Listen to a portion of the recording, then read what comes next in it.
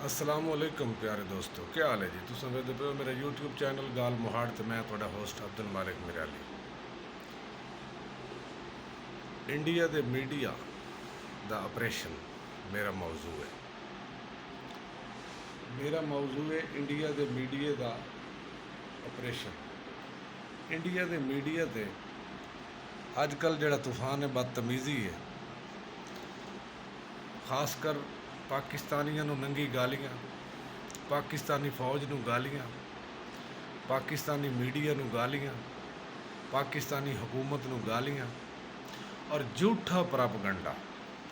और झूठा प्रापगंडा सब तो ज़्यादा बेगैरती, कंजर, कुत्ते, कमीने, बद नस्ले, हराम दे, डबल हराम दे, ट्रिपल हराम दे, ओरिजिनल हराम दे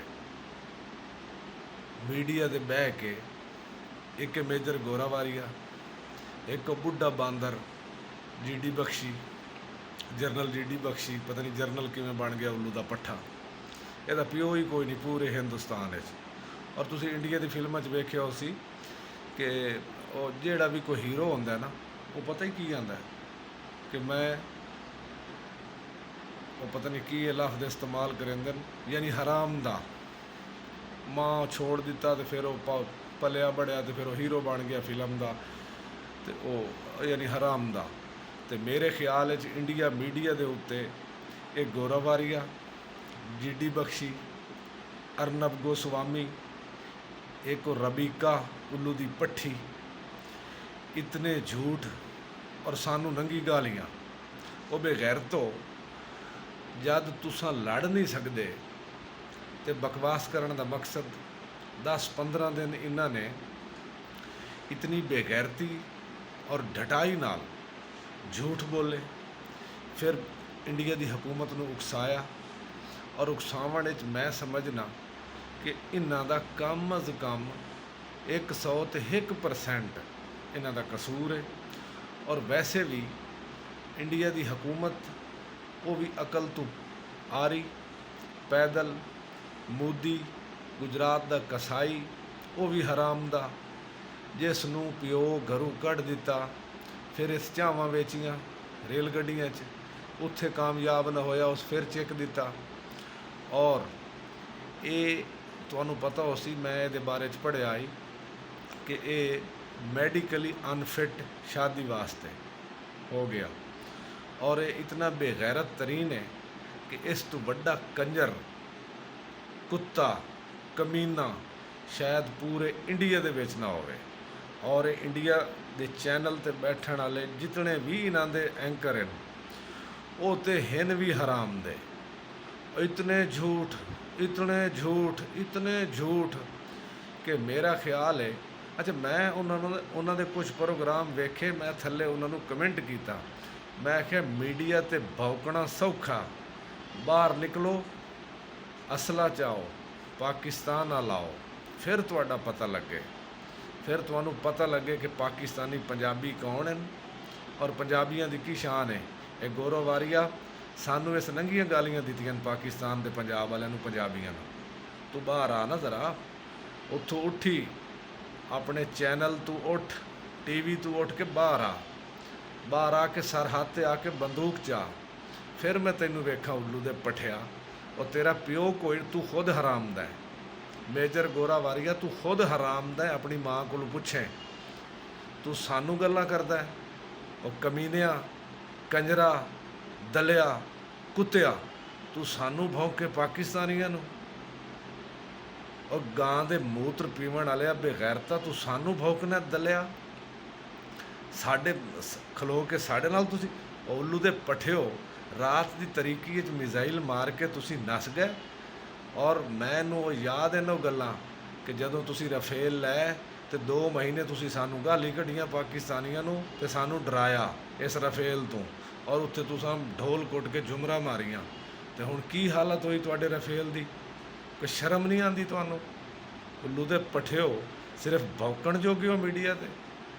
इतनी जुर्रत होवे ते बाहर आओ, असला चाओ, फिर तुहानूं वेखीए। तुसीं साडे नाल लड़ो, साडी फौज नूं छोड़ो।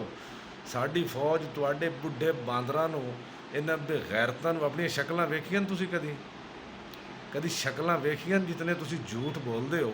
ਕਦੀ ਜਾ ਕੇ ਆਪਣੇ ਘਰ ਪੁੱਛੋ ਨਾ ਆਪਣੀ ਮਾਂ ਕੋਲੋਂ ਵੀ ਸਾਡੀ ਸ਼ਕਲ ਹੁਣ ਕਿਵੇਂ, ਬਾਂਦਰ ਵਰਗੀ ਹੈ ਜਾਂ ਕੁੱਤੇ ਵਰਗੀ ਹੈ? ਸਾਰਾ ਦਿਨ ਝੂਠ ਬੋਲ ਬੋਲ ਕੇ ਤੁਸੀਂ ਪਾਕਿਸਤਾਨਾਂ ਨੂੰ ਗਾਲਾਂ ਕੱਢ ਕੇ ਉੱਲੂ ਦੇ ਪੱਠਿਓ। ਇਹ ਇਤਨੇ ਡਰਾਉਨ ਸਾਡੀ ਫੌਜ ਨੇ ਤੁਹਾਡੇ ਮਾਰ ਦਿੱਤੇ, ਤੁਹਾਡੇ ਜਹਾਜ਼ ਮਾਰ ਦਿੱਤੇ। ਉਹ ਤੁਸੀਂ ਸਾਡੇ ਜਿਹੜੇ ਬੰਦੇ ਸ਼ਹੀਦ ਕਰਕੇ ਗਏ ਉਹ ਤੇ ਜੰਨਤ ਵਿੱਚ, ਸਾਡਾ ਈਮਾਨ ਹੈ ਕਿ ਉਹ ਜੰਤੀ ਹਨ, ਔਰ ਗਜ਼ਵਾ ਹਿੰਦ ਜਿਹੜਾ ਹੈ ਉਹਦੀ ਸ਼ੁਰੂਆਤ ਹੈ, ਔਰ ਉਹ ਜੰਤੀ ਹਨ, ਔਰ ਜੰਨਤ ਵਿੱਚ ਅੱਲਾਹ ਪਾਕ ਉਹਨਾਂ ਨੂੰ ਆਲਾ ਮਕਾਮ ਅਤਾ ਫਰਮਾ ਦਿੱਤਾ। ਤੇ ਤੁਹਾਨੂੰ ਸਾੜਨਾ ਹੈ ਉਹਨਾਂ, ਠੀਕ ਹੈ? ਗਾਂ ਦੇ ਮੂਤਰ ਨਾਲ ਨਵਾ ਕੇ ਤੁਹਾਨੂੰ ਸਾੜਨਾ ਅੱਗ 'ਚ ਇਥਾਈ। ਉੱਲੂ ਦੇ ਪੱਠਿਓ, ਨਿੱਕੇ ਨਿੱਕੇ ਬੱਚਿਆਂ ਨੂੰ ਸ਼ਹੀਦ ਕਰਕੇ, ਔਰਤਾਂ ਨੂੰ, ਮਰਦਾਂ ਨੂੰ, ਮਾਸੂਮ ਬੱਚਿਆਂ ਨੂੰ ਸ਼ਹੀਦ ਕਰਕੇ ਫਿਰ ਮੀਡੀਆ 'ਤੇ ਬੈਠ ਕੇ ਭੌਂਕਦੇ ਹੋ। ਉੱਲੂ ਦੇ ਪੱਠਿਓ, ਕੰਜਰੋ, ਤੁਹਾਨੂੰ ਪਤਾ ਲੱਗ ਸੀ ਹੁਣ।